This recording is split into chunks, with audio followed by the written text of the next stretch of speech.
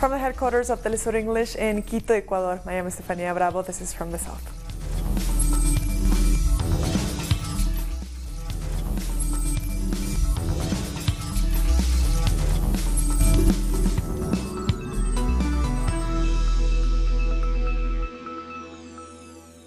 Venezuelan President Nicolas Maduro led a military event in the state of Vargas earlier on Tuesday.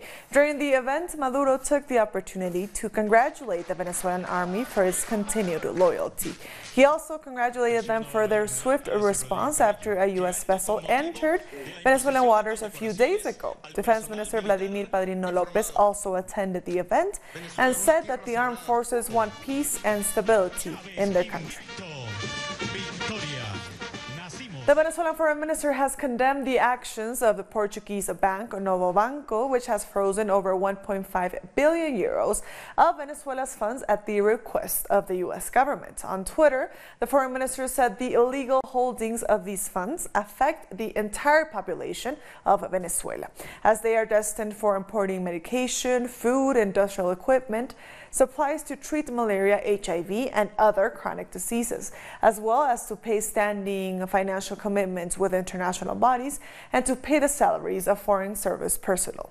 Arreaza added that while his Portuguese counterpart announced that banks do not answer to the Portuguese government, it's clear that they do answer to the request of the U.S. government. These comments come as the Bolivarian government has continuously requested that the Portuguese government step in to put a stop to the illegal freezing of Venezuelan assets.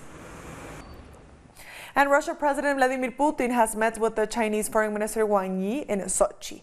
They discussed regional and international issues ahead of Chinese President Xi Jinping's state visit to Russia scheduled for June. This year, the two states will celebrate 70 years of bilateral relations. And Russia also welcomed the U.S. Secretary of State Mike Pompeo to Sochi for his first official visit to the country. The top U.S. diplomat arrived in the southern city, having canceled his planned trip to Moscow. Russian Foreign Minister Sergei Lavrov said his meeting with Pompeo was productive. I want to say once again, the discussion was frank, intensive and substantial. I hope that the visit of Mike Pompeo will not only contribute to the improvement of the atmosphere of Russia-US relations, but will also allow us to take small but real steps in resolving practical issues which need to be resolved. The issues of bilateral agenda and also of the regional and world agenda. And also on the agenda was Venezuela, with Russia saying that U.S. threats against the Bolivarian Republic had nothing in common with democracy. Lavrov confirmed Russia's commitment to the sovereign will of the people, once again, calling for dialogue between President Maduro and the opposition. As far as the international agenda is concerned, we discussed many issues openly, including the situation in Venezuela. Russia believes that it's the people of the country who should define their future. It's important that all patriotic and politically responsible powers of the country begin a dialogue, and a number of countries in the region actually call for it.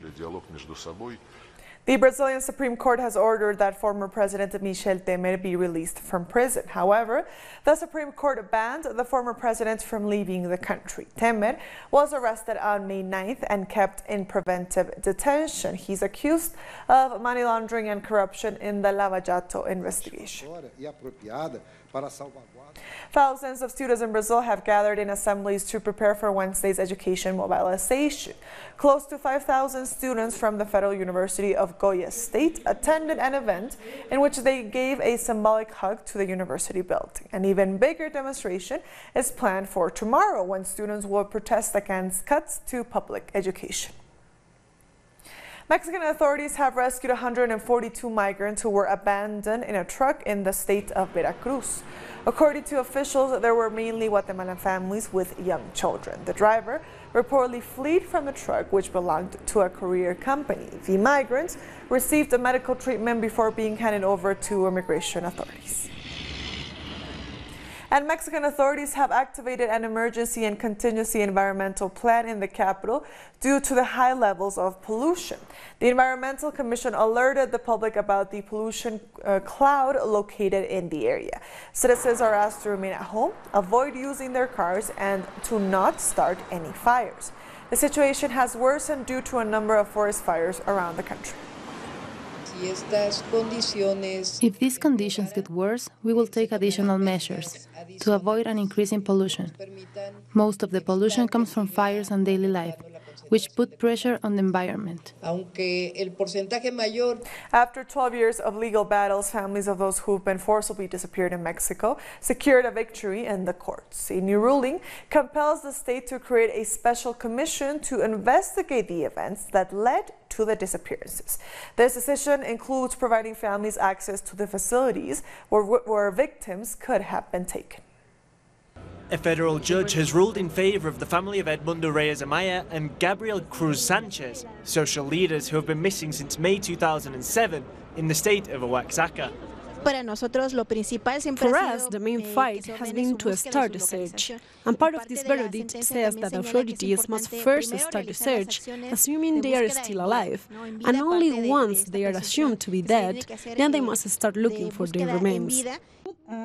This verdict has unprecedented implications as it forces the Prosecutor General to create a search commission and to carry out the necessary investigations to discover the fate of Reyes Amaya and Cruz Sanchez, who were detained by municipal police, and it's believed they were then handed over to the military. The Prosecutor General must obey the ruling. If they don't, they will become complicit in hiding the truth. For the first time ever, the judiciary is considering investigating members of the military for suspicion that they may have been involved in the disappearances. This is a great challenge, and if President López Obrador means to stand by his word, then impunity will not be tolerated. This is his greatest challenge as president, to carry out sentences given to those in command, to get the truth from the generals who were in command in May of that year, but also to open up and investigate the military headquarters. These disappearances happened in the middle of one of the longest social conflicts in the history of the nation, which was centered around the capital of Oaxaca. Back then, teachers were demonstrating along with other social sectors in defense of public education. The teachers' movement started to gain support and grow in scope, and this is when repression started to get worse, with arbitrary detentions, murders, and forced disappearances. This issue has become more relevant in Mexico ever since a truth commission was created to discover what happened to the 43 missing students from Ayotzinapa, in an area where official figures place the number of disappeared at over 40,000. We'll be back very soon. Stay with us.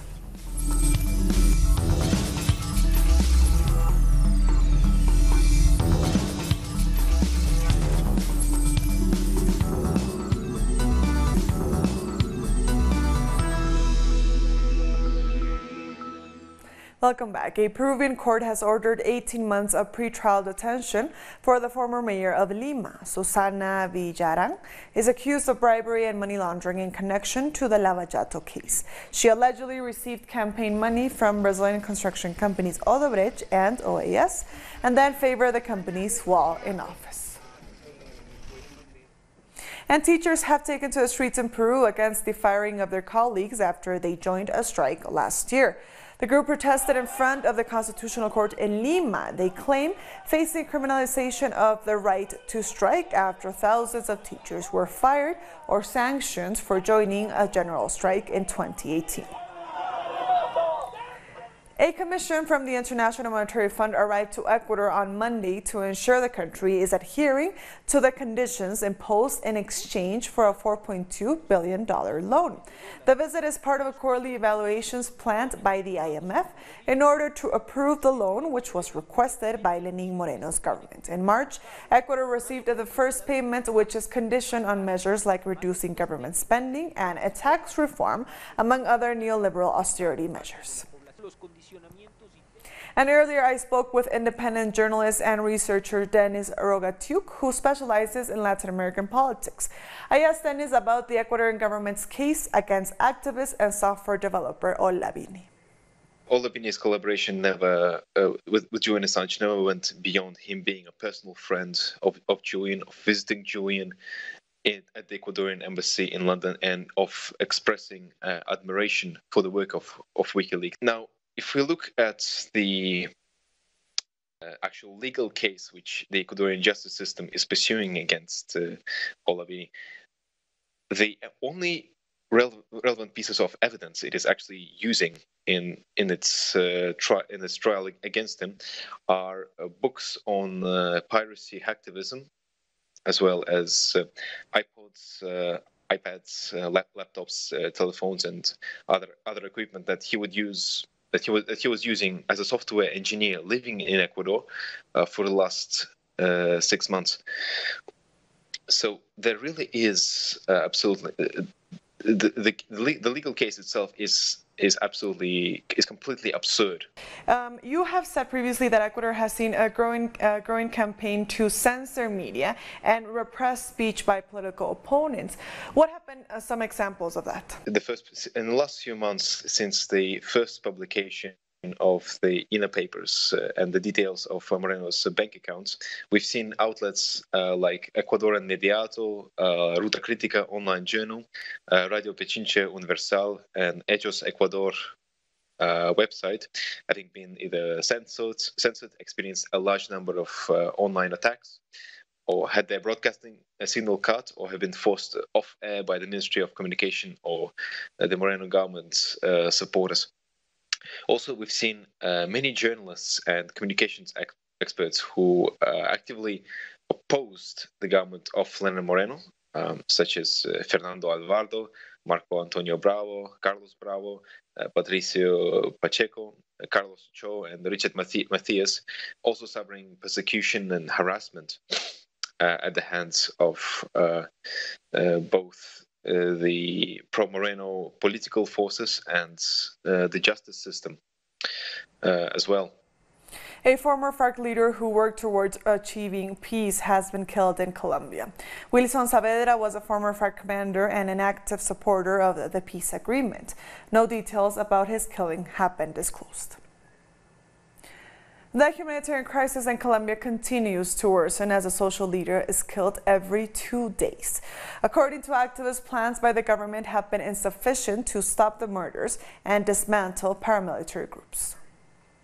Human rights defenders have insisted that the strategy the government is using regarding the murders of social leaders is wrong because it focuses on the screening of the crimes. That means it's used later and not to stop the murders. We are handling the situation to analyze some crimes and to look at the response of the state. This commission needs the support of the state as soon as possible to determine a public policy so that the Colombian state can dismantle organizations that commit these crimes. The commission needs to address this problem. For FARC Senator Carlos Antonio Lozada, if the government does not take measures that attack and dismantle paramilitarism, measures that go beyond armed structures, the murders of these leaders won't stop. If the Colombian state doesn't take responsibility in a multidimensional way to fight against the problem, we are going to have a centralized state that has no interest in building a state in the territories, because in some way, the lack of the state in the regions helps the domination of the regime that has ruled historically in Colombia and needs violence to impose its economic model and political domination. Another investigation is focused on the Attorney General's office, which has misrepresented the figures of murders. The statistics presented regarding the number of people killed by paramilitary organizations are false. We are demanding that the General Prosecutor takes strong measures. We have a special unit for the dismantling of paramilitary structures. At the moment, we do not know what it does or how it operates, and it hasn't given a response of over 500 murders on a territorial level. Under Duque's government, the National Safety Guarantee Commission, which was created in the peace agreement to define the safety strategy for leaders and former combatants, has only met once. CARICOM Secretary General has called for a unified and urgent response from member states on the situation in Venezuela. Ambassador Erwin Larocque was addressing the 22nd meeting of the Council for Foreign and Community Relations currently taking place in Grenada. He says the political situation in Venezuela is worrying and requires an urgent and concerted response from all actors. Larocque said CARICOM must be guided by the principles of a non-intervention. He called on member states to bolster relations with like-minded nations and continue to advocate for multilateralism. And meanwhile, in opening the two-day meeting on Monday, Laroque also called on the U.S. to lift the unwarranted economic sanctions against Cuba. Next month, the 15-member group will host the 6th meeting of Ministers of Foreign Affairs and of CARICOM and Cuba. Zimbabwe's electricity company has announced that it will implement rolling blackouts between 5 and 8 hours long. Authorities are blaming reduced output at the hydroelectric plant due in part to a drought. The government has pledged to import more power from neighboring Mozambique and South Africa. These are expected to be the worst blackouts since 2016. The nation or government is cognizant of that effect of the low water levels in the Kariba and also the situation at Hwange. And as mitigatory factors, we are looking at importation of fuel from Kaburabasa and also from ESCOM, as we have always done.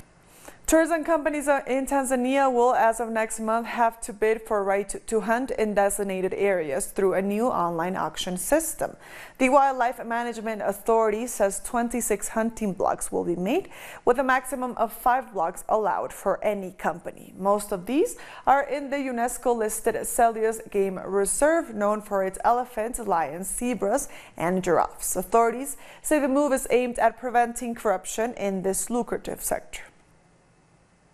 And Burkina Faso's president has condemned the spate of attacks on Catholics that killed 10 people in 2 days. Gunmen killed 4 Catholics in a religious procession in north of the country, a day after a priest and 5 parishioners were murdered at Mass.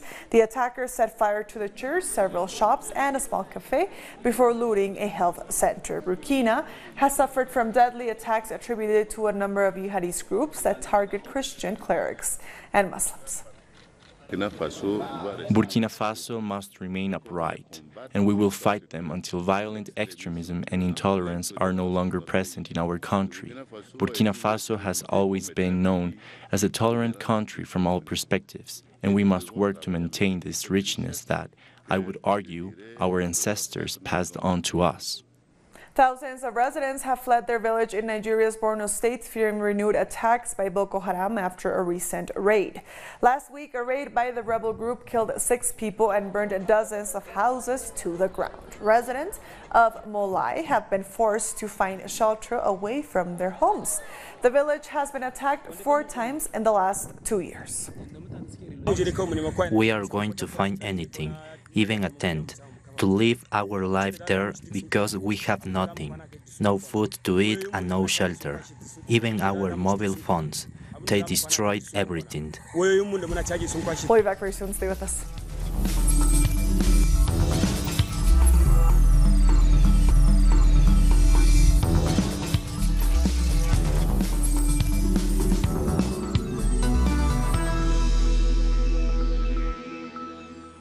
Welcome back. Huge protests have continued for a 3rd day in Indian-occupied Kashmir, with people demanding the death penalty for a man who allegedly raped a 3-year-old girl. Police have started an investigation to fast-track the case. About 50 protesters were injured after police used tear gas to disperse the crowds. Schools and businesses were shut down across the northern region. And 5 U.S. residents who say they were sexually abused by Catholic priests are suing the Vatican to get information about the priests involved. And it's very obvious that the Church, the Vatican, the Holy See, is unable to police itself. It has a systemic system of failure when it comes to protecting children. Isn't that strange? That because they wear a collar, they get to play by different rules. I come forward today to sue the Pope and the Vatican because it needs to stop. They're not above us. In fact, they should be setting the bar. All they do is bury the bar. They don't even pay attention to it. A U.S. court has awarded more than $2 billion to a couple who claimed that a now Bayer-owned Monsanto weed killer caused their cancer. Alba and Alberta Piliot used Monsanto's glyphosate-based Roundup weed killer on their property between 1975 and 2011, which allegedly caused their lymphoma. This is the third and the largest U.S. jury verdict against the company in litigation over the chemical to date. Bayer currently faces more than 13,400 U.S. lawsuits over the herbicide's cancer risk. Monsanto keeps denying that it causes cancer, and these two fine people here are casualties of that deception. This is going to continue until Monsanto and now Bayer takes responsibility for its product. People are dying. People are getting sick. And they have no idea that it's being caused by Roundup. This verdict, $2 billion in punitive damages, is as clear of a statement as you can get that they need to change what they're doing.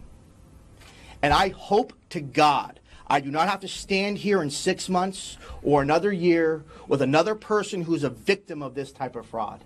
Monsanto needs to change its conduct. The writing is on the wall. 3 juries have spoken, and people like the Pilids deserve better. Human rights groups are sounding the alarm about a spyware attack on WhatsApp. WhatsApp, which is owned by Facebook, said a security breach had signs of coming from a private surveillance company. The company said it had referred the incident to the U.S. Justice Department. Users have been asked to update their app. The Financial Times reported that the spyware was developed by Israeli cyber surveillance company NSO Group, which is known for its mobile surveillance tools. So these softwares that NSO is marketing as tools to prevent terror and crime are used against human rights defenders and lawyers and doctors and members of parliament. We are not criminals and we are not terrorists. And when the Ministry of Defense in Israel allows this to happen, it endangers millions of people around the world. And with that story, we've come to the end of this news brief. These and other stories, as always, find them on our website at telesurenglish.net. And also join us on social media. We are on Facebook, on Twitter, and on Instagram. For Telesur English, I am Estefania Bravo. Thank you for watching.